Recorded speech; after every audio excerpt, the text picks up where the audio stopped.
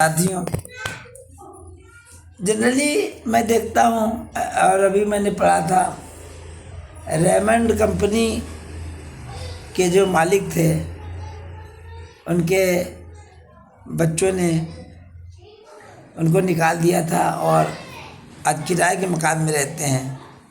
और इसी तरीके से प्रॉपर्टी का विवाद होता रहता है।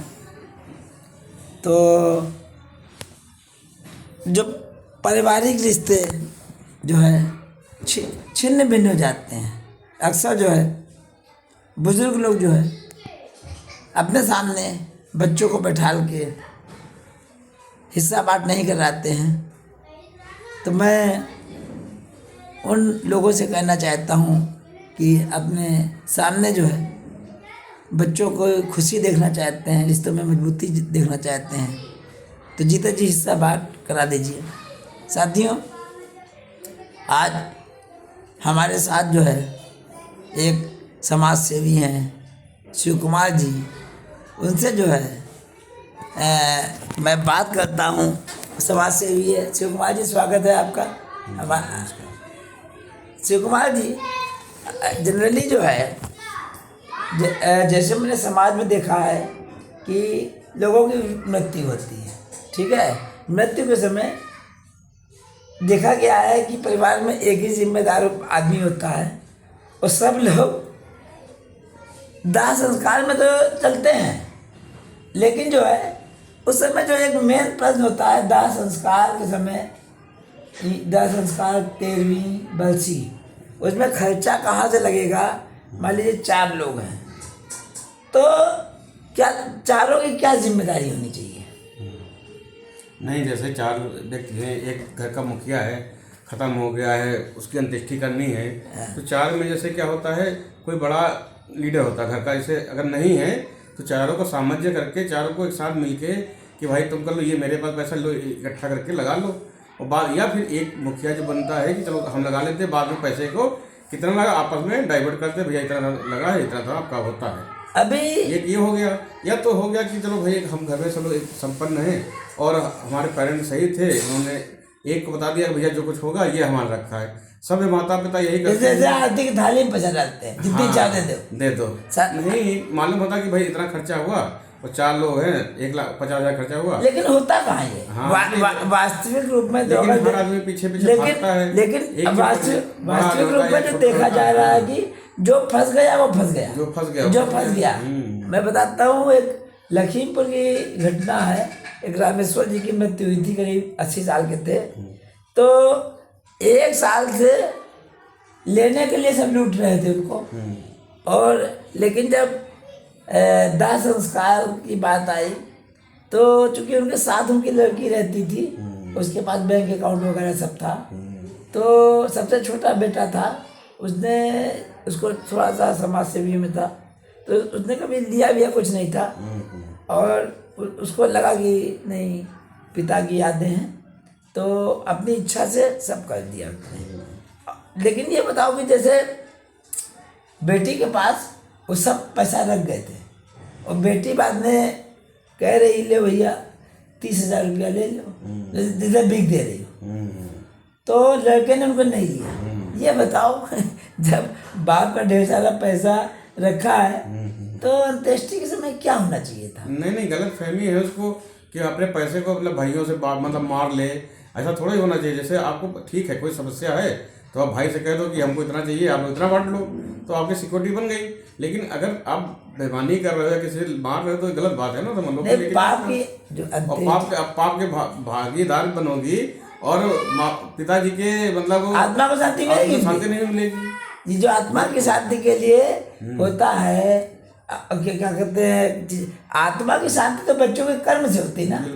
आत्मा की शांति का मतलब क्या, कर्म अच्छे नहीं है, वही चीज है। और आज जो समाज में जो है देखा होगा, मथुरा में एक कांड हुआ था कि 3 बहनें 2 भाई थे, तो वहाँ एक बूढ़ा का देहांत हुआ, तो लड़कियाँ जो है उसकी डेड बॉडी को लकड़ियों से हटा दिया कि जब तक हिस्सा बांट नहीं हो जाएगा शमशान घाट पे, तो तब तक उसका होने नहीं दिया है। समझ लिया 8-9 घंटे डेड बॉडी रखी, तो लड़कियों में आजकल ये मानसिक बीमारी होती जा रही है कि वर्चस्व दिखाना होता है लड़कियों में। हाँ। ये कौन सी मठाधीसी करने आ ये मानसिक बीमारियां हो गई कि हम ही घर के मुखिया हैं और जो हम कहेंगे वही होगा। ये भाइयों को जो है और आपस में लड़वाने का जो श्रेय जाता है, जो घर में बहनें होती हैं, सबसे बड़ा विडम्बना यही है कि घर की जो बहन रहती है वही सबसे बड़ी मंत्रा बनती है। वही मंत्रा बनती है कि घर को तोड़वाए कैसे। अच्छा। कभी भी सामंजस्य नहीं करती है कि हम भाइयों के साथ मिलके चलें या अपने को इतना मिला के चले कि जैसे छोटे रहते थे अब अपनापन आ गया कि हम सारा मेरा ही हो जाए। ये बताओ कि एक भाई बहन होते हैं, मैं तो ये सोचता हूँ कि एक माता पिता से उत्पन्न होते हैं, ठीक है, बड़े होते होते लड़कियों में ये ऐसी स्वार्थ की भावना कैसे आ जाती है ना, रक्षाबंधन भैया दूज ये सब चीज त्योहार खत्म होता है, लड़कियों में ये भावना नहीं रहती क्या? भावना रहती, लेकिन जब जहाँ पे लालच पैदा हो जाता है वहाँ रिश्ते मर जाते हैं। तो लालच पैदा क्यों होता है, वो क्या नहीं मालूम होता कि जानना हमको भी है? नहीं जानना है, लेकिन लक्ष्मी देवी का प्रकोप इतना ज्यादा होता है कि लालच में ऐसा फंस जाते हैं, दलदल घुस जाते हैं जो निकल नहीं पाती हैं। अब मैंने देखा कि वहाँ लक्ष्मीपुर की बात बता रहा हूँ आपको, तो उनकी बाप के लड़की उनकी एक गस्टेड अफसर थी, तो ये समझ लीजिए कि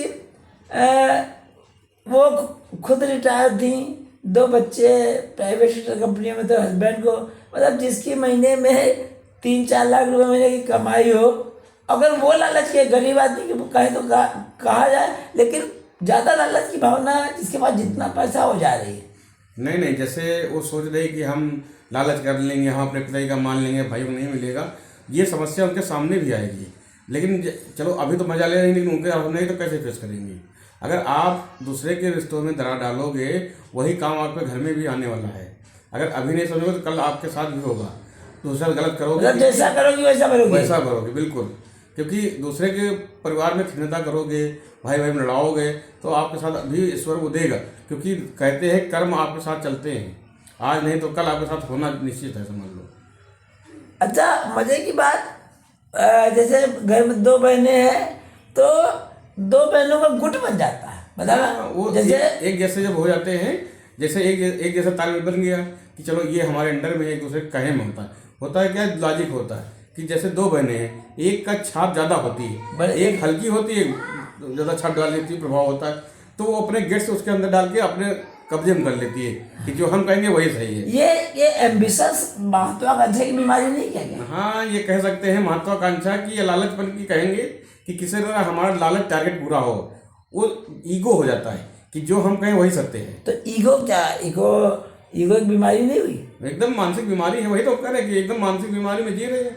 परिवार और फिर लेके कहीं नहीं जाना है, आपको भी छोड़ के जाना, हमको भी छोड़ जाना है, लेकिन किसी के उसमें गलत निर्णय करना वो बहुत गलत है। शमशान घाट में जब हम लोग जाते हैं वहाँ जो है दिखाई पड़ता है कि किसके कितना पैसा है और कितना क्या, चाहे किसी भी गाड़ी से आदमी चला हो, लेकिन लास्ट समय कहाँ से जाता है? लोभ आज नहीं तो कल आपका निकलेगा, और जो सामने वाला देखेगा वो भी थूकेगा। अगर रिश्ते नहीं हैं, आपका परिवार नहीं, सब बेकार है। अब बताइए, मान लीजिए कि 2 भाई 2 बहनों की कहानी है लखीमपुर वाली। 2 बहनों ने और दोनों भाइयों से रिश्ता खत्म कर दिया। अच्छा, भाइयों के रहने से मजबूती रहती नहीं रहती है? बिल्कुल रहती है। परिवार में मतलब नहीं, जो जिसने परिवार में रिश्ते खो दिए उससे पूछिए क्या हालत होती है। कुछ दिन के बाद पूछिए तो कोई पूछता नहीं है। ये बताओ, में कोई इज्जत नहीं मिलती। आप लड़कों के लिए, लड़कों का रोल अलग होता है, भाई का अलग होता है।